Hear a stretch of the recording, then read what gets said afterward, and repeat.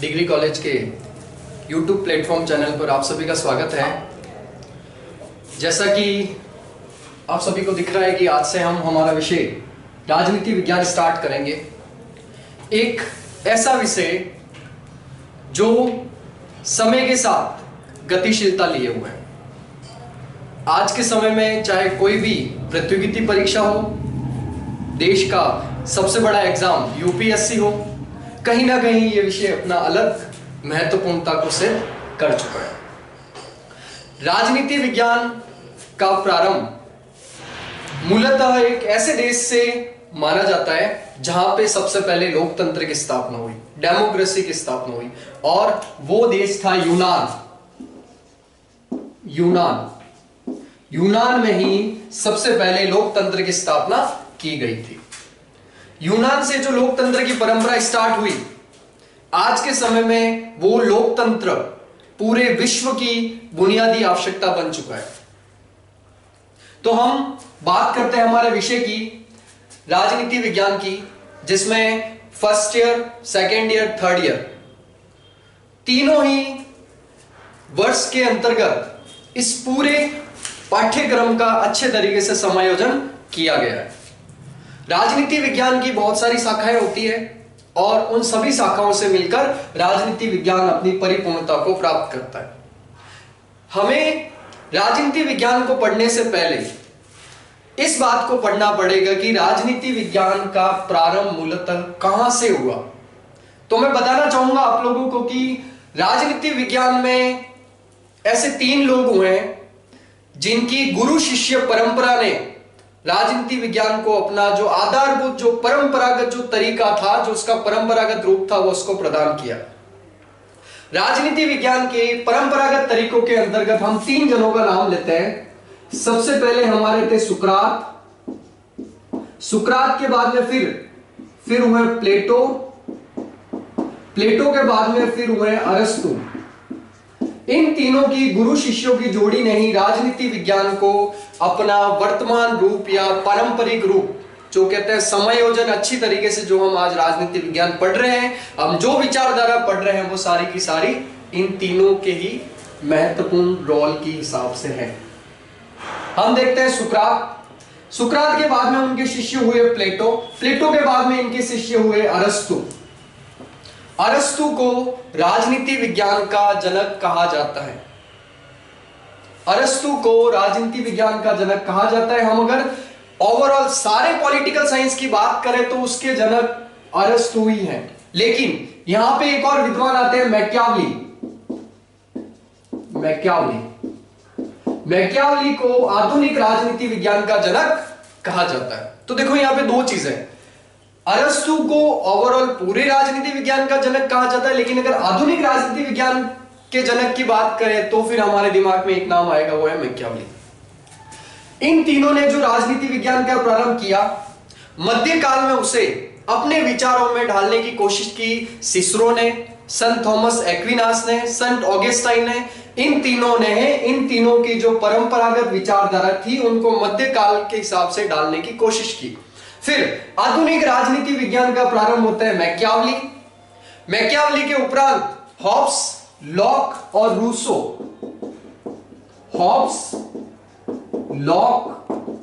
Rousseau.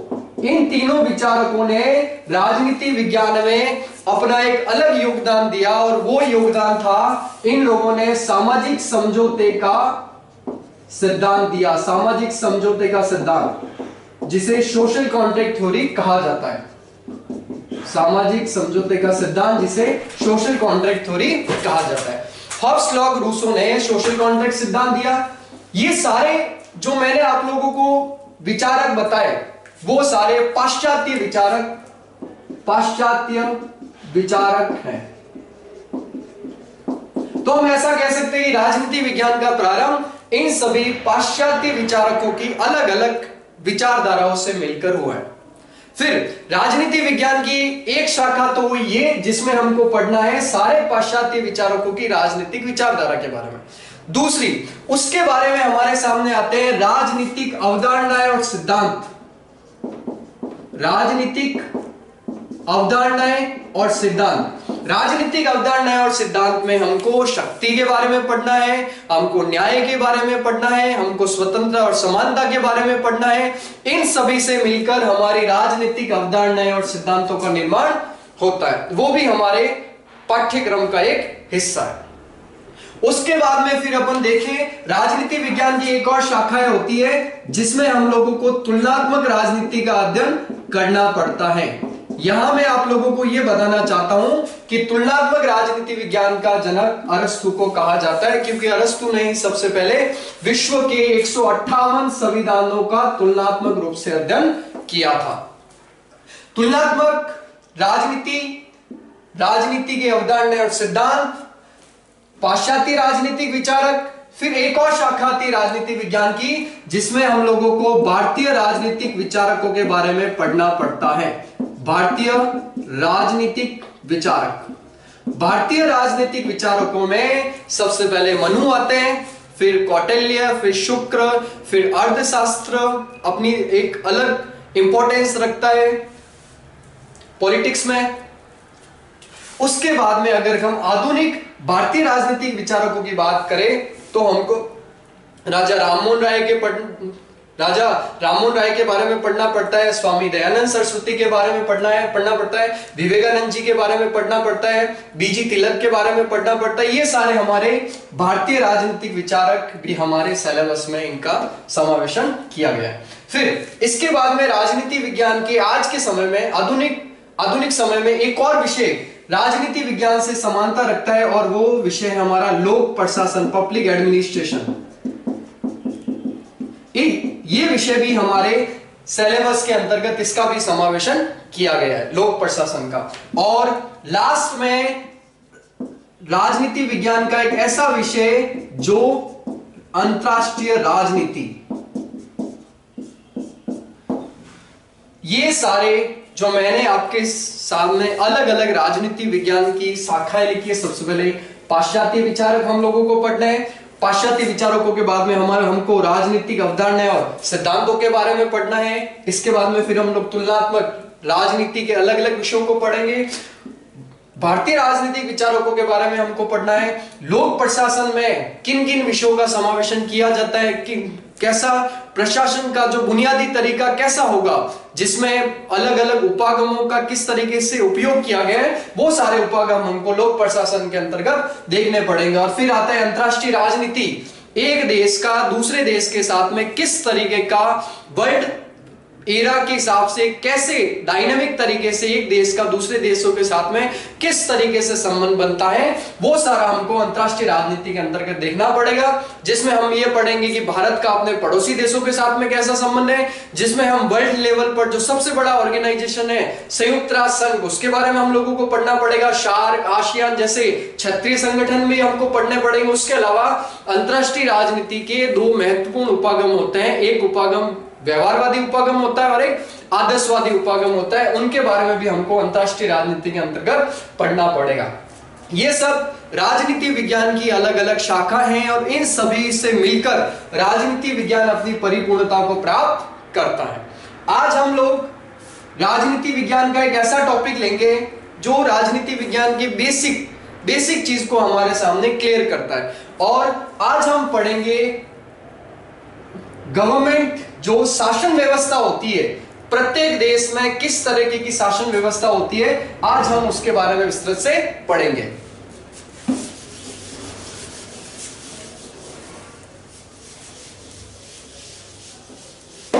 देखिए, प्रत्येक देश में, चाहे वो लोकतांत्रिक देश हो, चाहे वो अधिनायकवादी शासन व्यवस्था हो, प्रत्येक देश में अलग अलग शासन व्यवस्था होती है। और उन शासन व्यवस्थाओं के मूलभूत रूप से ये तीन आधारभूत तत्व होते हैं। सबसे पहले व्यवस्थापिका होती है, फिर उसके बाद में कार्यपालिका होती है, फिर उसके बाद में हम न्यायपालिका के बारे में पढ़ते हैं। ये व्यवस्थापिका वर्ल्ड के जितने भी देश हैं उन सभी में होती है, कार्यपालिका भी सभी देशों में होती है और न्यायपालिका भी सभी देशों में। हाँ, इन सभी के काम करने का तरीका अलग अलग होता है। कहीं कहीं देशों में ये कोऑर्डिनेशन के साथ में काम करती है, मतलब इनके बीच में सामंजस्य पाया जाता है, और किन्हीं किन्हीं देशों में इनके मध्य सेपरेशन पाया जाता है, जिसको बोलते हैं थ्योरी ऑफ सेपरेशन, यानी शक्ति पृथक्करण का सिद्धांत, जैसे संयुक्त राज्य अमेरिका के अंदर। अब देखिए, हम इन तीनों से ही हमारे राजनीति विज्ञान का प्रारंभ करते हैं। हम सबसे पहले पढ़ते हैं शासन के अंग। शासन के कितने अंग होते हैं? शासन के 3 अंग होते हैं मूलभूत रूप से। सबसे पहले व्यवस्थापिका, फिर उसके बाद कार्यपालिका, फिर उसके बाद में न्यायपालिका। हम ये देखते हैं कि व्यवस्थापिका का काम क्या होता है। मैं भारतीय राजनीतिक व्यवस्था के अंतर्गत इन सभी का वर्णन नहीं कर रहा हूं। हम लोग पूरे वर्ल्ड में पॉलिटिक्स के हिसाब से पढ़ेंगे कि शासन के कितने अंग होते हैं। इन तीनों को पढ़ने से पहले मैं आप लोगों को एक चीज और बताना चाहूंगा। राजनीति विज्ञान की भाषा में आज जो हमारा देश है, राजनीति विज्ञान की भाषा में हम उसे राज्य कहकर संबोधित करेंगे। अगर मैं आप लोगों को बताऊं इनमें से कौन सा राज्य है, राजनीति विज्ञान की भाषा में इनमें से कौन सा राज्य है, मैं आपके सामने लिखना चाहूंगा अमेरिका,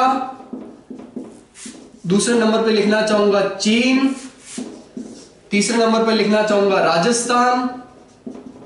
ध्यान रखिएगा, अभी मैंने आप लोगों को बताया राजनीति विज्ञान की भाषा में देश को ही राज्य बोला जाता है। यहां राजस्थान, राजनीति विज्ञान की भाषा में राजस्थान एक राज्य नहीं है। अगर हमें राजस्थान को संबोधित करना है तो हम राजस्थान को प्रांत के नाम से संबोधित कर सकते हैं, प्रांत कह सकते हैं। लेकिन राज्य हमारी या राजनीति विज्ञान की भाषा में राज्य होता है अमेरिका राज्य अपने आप में, चीन एक राज्य है, भारत भी अपने आप में एक राज्य है। हम लोगों को इतना, हम लोग अभी तक पढ़ते आए हैं, 12th क्लास में हम लोगों ने पढ़ा, 10th में पढ़ा, 11th में पढ़ा, प्रत्येक राज्य के लिए, राज्य बनने के लिए 4 चीजों की महत्वपूर्ण रूप से वो 4 चीजें जरूरी है। सबसे पहले हम ये देखते हैं, राज्य बनने के लिए हमारे पास में होनी चाहिए सरकार। ठीक है, राज्य की परिभाषा के अंतर्गत आने के लिए हमारे पास में होना चाहिए संभावित भूभाग, संभावित भूभाग। राज्य की परिभाषा में आने के लिए हमारे पास में होनी चाहिए जनसंख्या, जनसंख्या। राज्य की परिभाषा में आने के लिए हमारे पास में होनी चाहिए संप्रभुता। इन चारों तत्वों से मिलकर ही राज्य का निर्माण होता है। हमारे भारत में ये चारों ही चीजें भारत को एक राज्य बनाती है संपूर्ण रूप से। जैसा मैंने बोला, राजनीति विज्ञान की भाषा में देश को राज्य कहा जाता है और ये चारों तत्व राज्य के आधारभूत तत्व हैं। अगर इन सभी में पूछा जाए कि सबसे मूलभूत तत्व कौन सा है राज्य के लिए, तो मैं कहना चाहूंगा संप्रभुता या सॉर्वेंटी राज्य की परिभाषा देने के लिए सबसे अपरिहार्य तत्व है। और सॉर्वेंटी राजनीति विज्ञान का एक महत्वपूर्ण अवधारणा है, एक महत्वपूर्ण सिद्धांत है। ठीक है, अभी हम लोग ये देखते हैं कि हम ये देख रहे हैं सरकार को राजनीति विज्ञान में पढ़ने के लिए सरकार को 3 भागों में बांटा जाता है, या शासन व्यवस्था को 3 भागों में बांटा जाता है, जिसमें सबसे पहले व्यवस्थापिका है, दूसरे नंबर पर कार्यपालिका है और तीसरे नंबर पर न्यायपालिका है। अभी हम लोग सबसे पहले ये देखते हैं व्यवस्थापिका। व्यवस्थापिका का काम होता है कानून बनाने का, रूल मेकिंग, कानून बनाना। किसी भी देश में कानून बनाने वाली संस्था को कहा जाता है व्यवस्थापिका। ओके, जो कानून व्यवस्थापिका द्वारा बनाए जाते हैं उन कानूनों का क्रियान्वयन किया जाता है न्यायपालिका के द्वारा। और व्यवस्थापिका ने जो कानून बनाए, कार्यपालिका ने जो कानूनों का क्रियान्वयन किया, उन कानूनों को न्यायपालिका के अकॉर्डिंग इस तरीके से देखा जाता है, क्या जो कानून बनाए वो संविधान के अंतर्गत सही है या गलत है, उसका डिसीजन किया जाता है न्यायपालिका के द्वारा। तो इन तीनों का कार्य क्षेत्र अपने आप में अलग अलग होता है और अपने आप में इनका कार्य क्षेत्र विशिष्टता लिए हुए है। व्यवस्थापिका का काम होता है कानून निर्माण का, कार्यपालिका का काम होता है कानून क्रियान्वयन का, और न्यायपालिका का काम होता है ये देखना कि जो कानून बना है वो संविधान के अकॉर्डिंग सही है या नहीं है।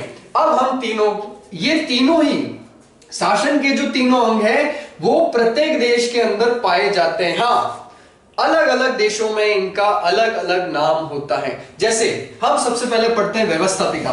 व्यवस्थापिका को भारत में संसद कहा जाता है, पार्लियामेंट्री फॉर्म ऑफ गवर्नमेंट।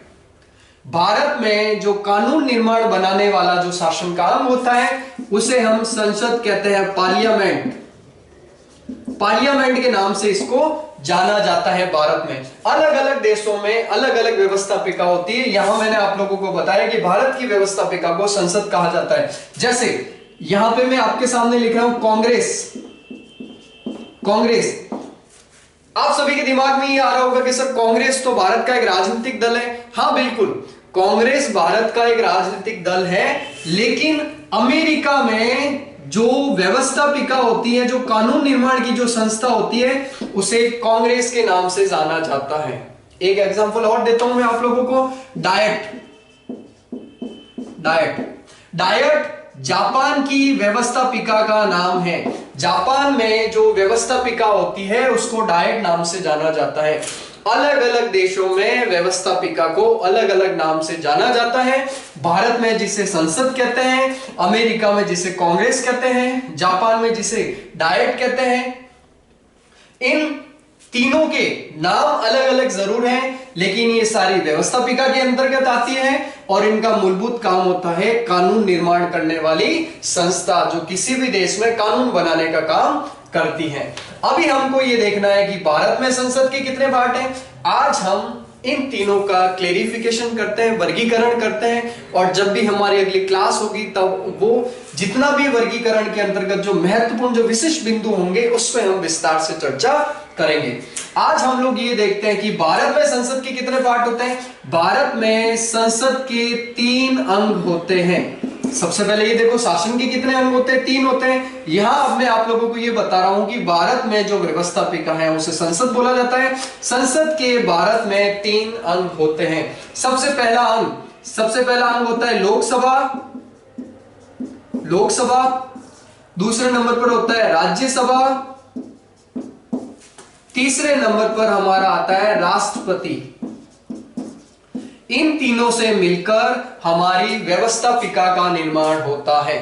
अगर आपसे पूछा जाए कि भारत की व्यवस्थापिका के कितने अंग होते हैं, तो भारत की व्यवस्थापिका सबसे पहले जिसे संसद बोला जाता है, संसद के 3 अंग होते हैं, लोकसभा, राज्यसभा और राष्ट्रपति। इन तीनों से मिलकर हमारे व्यवस्थापिका का निर्माण होता है। ठीक है, अब हम देखते हैं कार्यपालिका का। इन सभी का पहले हम वर्गीकरण करते हैं। जब हमारी नेक्स्ट क्लास होगी तब हम लोकसभा को डिटेल में पढ़ेंगे, राज्यसभा को डिटेल में पढ़ेंगे और राष्ट्रपति को डिटेल में पढ़ेंगे। अभी हम देखते हैं कार्यपालिका।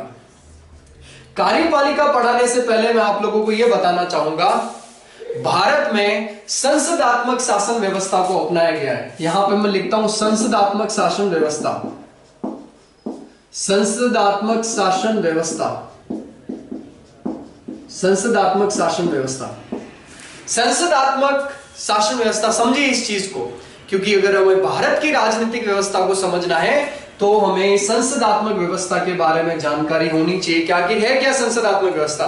संसदात्मक व्यवस्था को इंग्लिश में बोला जाता है पार्लियामेंट्री फॉर्म ऑफ गवर्नमेंट। एक ऐसी शासन व्यवस्था जो आज के समय में विश्व के ज्यादातर देशों में ये शासन प्रणाली पाई जाती है। इसका प्रारंभ कहां से हुआ माना जाता है? संसदात्मक व्यवस्था का प्रारंभ माना जाता है ब्रिटेन से, इंग्लैंड से माना जाता है संसदात्मक व्यवस्था का प्रारंभ। अभी देखो, कहीं कहीं पे संसदात्मक व्यवस्था की जगह एक और नाम लिखा हुआ आता है जिसे हम लोग बोलते हैं वेस्टमिनिस्टर मॉडल।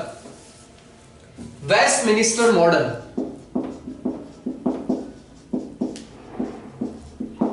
Westminster model. आप सभी लोगों को यह पता है संसदात्मक व्यवस्था जो इंग्लैंड से ली गई है उसका एक अन्य नाम भी है जो है वेस्टमिनिस्टर मॉडल। यहां पे मैं आप सभी लोगों को यह बताना चाहूंगा, वेस्टमिनिस्टर मॉडल इसलिए इसको बोला जाता है क्योंकि इंग्लैंड के अंदर जो वहां की संसद है उसकी पहली मीटिंग लंदन के वेस्टमिनिस्टर हॉल में रखी गई थी, इसलिए ही संसदात्मक व्यवस्था को वेस्टमिनिस्टर मॉडल के नाम से जाना जाता है। सबसे पहले यह फैक्ट आप लोगों के क्लियर हो गया कि विश्व में संसदात्मक व्यवस्था की जननी कौन है? ब्रिटेन है। ब्रिटेन से हम लोगों ने संसदात्मक व्यवस्था के सिद्धांत को ग्रहण किया है।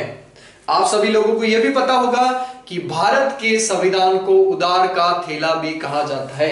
अगर हमारे संविधान के अंदर टोटल मूल संविधान में 395 अनुच्छेद थे, उसमें से 250 अनुच्छेदों से ज्यादा हम लोगों ने दूसरे देशों से कॉपी पेस्ट किया है। डॉक्टर अंबेडकर जी ने खुद इस बात को एक्सेप्ट किया। उन्होंने बोला कि भारत के संविधान में हमने विश्व के अलग अलग देशों के संविधान का अच्छे तरीके से अध्ययन किया, स्टडी किया, और उसके बाद में हमको उन देशों के संविधानों से जो भी अच्छी चीज लगी, जो भी कॉन्सेप्ट अच्छा लगा, जो हम भारत के वातावरण में अच्छी तरीके से, राजनीतिक वातावरण में अच्छी तरीके से नियोजित हो सकता था, वो हम लोगों ने वहां से लिया है। हाँ, हम लोगों ने हमारे देश की परिस्थितियों के अंदर उसमें फेरबदल जरूर किया है।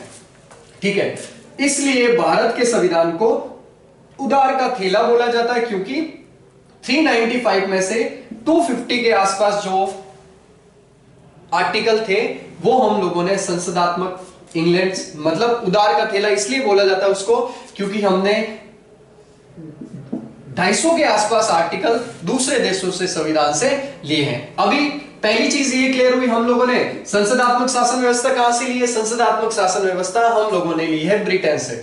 संसदात्मक व्यवस्था होती क्या है? सबसे इंपॉर्टेंट चीज कहां से ली? क्लियर हो गया, इंग्लैंड से ली। संसदात्मक व्यवस्था होती क्या है? संसदात्मक व्यवस्था वो व्यवस्था होती है जहां पर कार्यपालिका के मूलभूत रूप से दो प्रकार पाए जाते हैं। सबसे पहला, जिन देशों में संसदात्मक व्यवस्था होती है वहां पे दो प्रकार की कार्यपालिका होती है।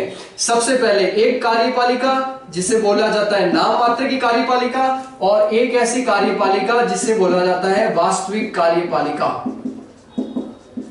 वास्तविक कार्यपालिका। यहां पर मैं आप सभी लोगों को यह बताना चाहूंगा कि भारत में संसदात्मक व्यवस्था है, और संसदात्मक व्यवस्था होने के कारण हमारे यहां पर दो तरह की कार्यपालिका पाई जाती है। एक नाम मात्र की कार्यपालिका होती है और एक वास्तविक कार्यपालिका होती है। यहां अगर हम लोग भारत के पर्पज से बात करें तो भारत में नाम मात्र की कार्यपालिका है हमारे राष्ट्रपति। राष्ट्रपति को भारत में नाम मात्र की कार्यपालिका कहा जाता है। बात आती है वास्तविक कार्यपालिका की, तो जिन जिन देशों में संसदात्मक व्यवस्था है वहां की वास्तविक कार्यपालिका होती है प्रधानमंत्री और उसकी मंत्रिपरिषद। प्रधानमंत्री और उसकी मंत्रिपरिषद। यहां पे मैं एक चीज और क्लियर करना चाहूंगा कि भारत में राष्ट्रपति के पास संविधान से तो शक्तियां उसको दी गई है, इसलिए हम नाम मात्र की कार्यपालिका को संवैधानिक कार्यपालिका भी कह सकते हैं, कॉन्स्टिट्यूशनल एग्जीक्यूटिव भी कह सकते हैं। संवैधानिक कार्यपालिका, संवैधानिक कार्यपालिका भी कह सकते हैं। और भारत के संविधान से सारी शक्तियां राष्ट्रपति को दी गई है, लेकिन वास्तविक रूप से उनका प्रयोग किया जाता है प्रधानमंत्री और उसकी मंत्रिपरिषद के द्वारा। इसलिए भारत में नाम मात्र की कार्यपालिका राष्ट्रपति है और वास्तविक कार्यपालिका होती है प्रधानमंत्री और उसकी मंत्रिपरिषद। तो देखो, बहुत सारे राजनीति विज्ञान एक ऐसा विषय जहां फैक्ट कम है लेकिन कॉन्सेप्ट बहुत ज्यादा है। अगर आप लोग किसी भी चीज में कॉन्सेप्ट को अच्छी तरीके से समझ लेते हैं तो आप लोगों को ये चीज अच्छी तरीके से क्लियर हो जाती है कि राजनीति विज्ञान की जो गहराइयां हैं वहां तक आप पहुंचने की अच्छी तरीके से कोशिश कर सकते हैं, अगर आप लोगों के किसी भी चीज को लेकर कॉन्सेप्ट बहुत अच्छे से क्लियर है। यहां मैंने आप लोगों को बताया कि भारत में कार्यपालिका दो प्रकार की होती है, नाम मात्र की कार्यपालिका, वास्तविक कार्यपालिका। ये वर्गीकरण किस आधार पर किया गया है? इस आधार पर किया गया है क्योंकि भारत में संसदात्मक शासन व्यवस्था है, और संसदात्मक शासन व्यवस्था का दूसरा नाम है वेस्टमिनिस्टर मॉडल। अभी आप लोगों को यह भी कॉन्सेप्ट क्लियर होगा कि भारत में व्यवस्थापिका, पूरे विश्व में व्यवस्थापिका के अलग अलग नाम हैं। भारत में जिसे संसद बोला जाता है, संसद के 3 अंग होते हैं, लोकसभा, राज्यसभा और फिर राष्ट्रपति। कार्यपालिका भारत में हम लोग संसदात्मक शासन व्यवस्था को फॉलो करते हैं, इसलिए जिन जिन देशों में संसदात्मक शासन व्यवस्था होती है वहां पे दो तरह की कार्यपालिका होती है। एक होती है नाम मात्र की कार्यपालिका और एक होती है वास्तविक कार्यपालिका।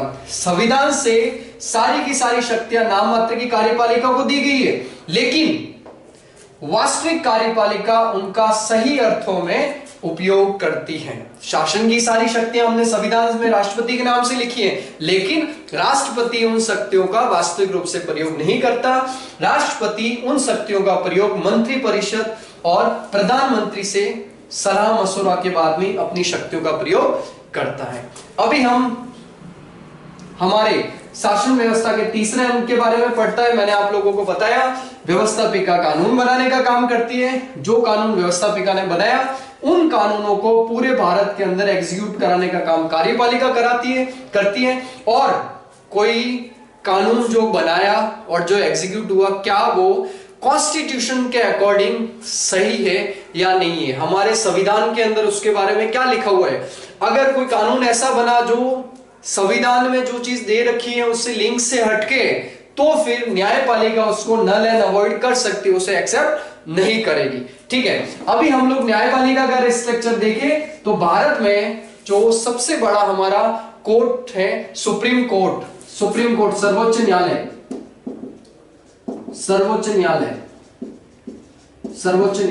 भारत में जो सर्वोच्च न्यायालय है वो हमारा देश में एकमात्र ऐसा न्यायालय है जहां पर हर चीज के प्रति आपके मौलिक अधिकारों का, चाहे अगर संविधान के अंतर्गत उल्लंघन किया जाता है तो भी हम सर्वोच्च न्यायालय में जाकर हमारे मौलिक अधिकारों की भरपाई, जो हमारे साथ में क्षतिपूर्ति हुई है उसकी भरपाई कर सकते हैं। सर्वोच्च न्यायालय के बाद में प्रत्येक राज्य में उच्च न्यायालय होते हैं। उच्च न्यायालय, सर्वोच्च न्यायालय हमारे यहाँ पर एक है जो कि नई दिल्ली में आया हुआ है। उच्च न्यायालय अभी के टाइम में, करंट टाइम में हमारे देश में 25 उच्च न्यायालय हैं। तो आज हम लोगों ने केवल राजनीति विज्ञान की अलग अलग शाखाओं के बारे में पढ़ा। मैंने आप लोगों को बताया राजनीति विज्ञान का प्रारंभ सुकरात, प्लेटो और अरस्तु की गुरु शिष्य की जोड़ी से माना जाता है, और वहां पे इन लोगों ने जो अपनी विचारधाराएं दी वो राजनीति विज्ञान का मूलभूत आधार बन गई। फिर उसके बाद में हम लोगों ने मध्यकालीन विचारकों के बारे में पढ़ा, आधुनिक राजनीतिक विचारकों के बारे में पढ़ा। यहां एक चीज मैं और क्लियर करा देता हूं कि अरस्तु को तो ओवरऑल पॉलिटिकल साइंस का फादर कहा जाता है और मैकियावेली को आधुनिक राजनीति विज्ञान का प्रारंभक जो जन्मदाता है वो मैकियावेली को माना जाता है। फिर हम लोगों ने राजनीति विज्ञान की एक और शाखाएं होती है जिसमें हम लोग राजनीतिक अवधारणाओं के बारे में पढ़ते हैं, जिसमें हम लोग राजनीतिक सिद्धांतों के बारे में पढ़ते हैं। राजनीति विज्ञान में हम लोगों को एक ऐसे कॉन्सेप्ट की तरह देखना पड़ता है, लोक प्रशासन के बारे में पढ़ना पड़ता है। लोक प्रशासन मतलब बुनियादी तौर पर ग्रामीण पृष्ठभूमि के अंतर्गत हमारा प्रशासन कैसा है, प्रशासन के कौन कौन से उपागम होते हैं, उन सभी के बारे में हमको पढ़ना है। स्थायी नौकरशाही क्या होती है, अस्थायी नौकरशाही क्या होती है, उन सभी के बारे में हमको पढ़ना पड़ेगा। उसके अलावा हम लोगों को भारतीय राजनीतिक विचारकों के बारे में पढ़ना पड़ेगा। पहले के टाइम में ये होता था कि राजनीति विज्ञान में केवल जो पाश्चात्य राजनीतिक विचारक है ना उनको केवल प्रतिनिधि विचारक माना जाता है, रिप्रेजेंटेटर जो थिंकर्स होते हैं राजनीति विज्ञान के, वो हम लोग पाश्चात्य विचारकों को मान सकते हैं। लेकिन आज के समय में हमारे जो भारतीय राजनीतिक विचारक हैं उनके सिद्धांत भी इतनी गहरी समझ लिए हुए हैं कि हम ऐसा नहीं कह सकते कि भारतीय राजनीति विचारकों के योगदान राजनीति विज्ञान में बिल्कुल नहीं। पाश्चात्य राजनीतिक विचारकों को राजनीति विज्ञान का प्रतिनिधि विचारक जरूर माना जा सकता है, लेकिन भारतीय राजनीतिक विचारक भी अपने विचारों के माध्यम से राजनीति विज्ञान में एक अलग योगदान अपना बना चुके हैं। फिर हमने राजनीति विज्ञान की एक और शाखा अंतरराष्ट्रीय राजनीति के बारे में पढ़ा।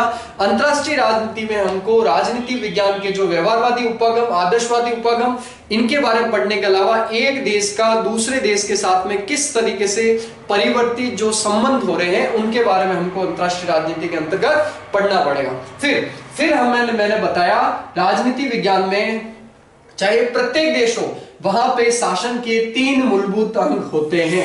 सबसे पहले व्यवस्थापिका जो कानून बनाने का काम करती है, कार्यपालिका का जो कानूनों के क्रियान्वयन का काम करती है, और न्यायपालिका कानून संविधान के अंतर्गत सही है या नहीं है वो सारा डिसीजन किया जाता है न्यायपालिका के अंतर्गत। भारत की व्यवस्थापिका को संसद नाम दिया गया है। संसद के 3 मूलभूत अंग होते हैं, लोकसभा, राज्यसभा और राष्ट्रपति। फिर हमने देखा कार्यपालिका, यदि भी भारत में संसदात्मक शासन व्यवस्था को फॉलो किया गया है इसलिए भारत की कार्यपालिका मूलभूत रूप से 2 प्रकार की होती है, संवैधानिक कार्यपालिका और नाम मात्र की कार्यपालिका।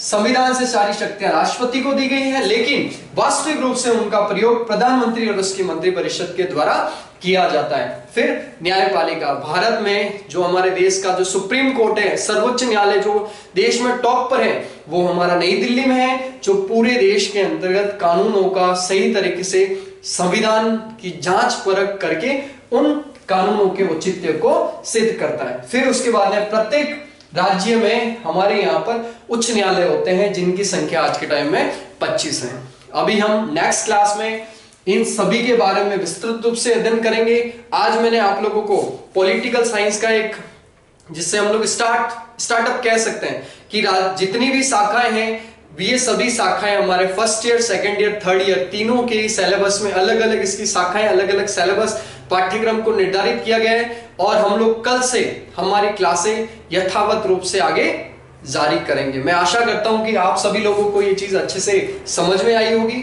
Thank you.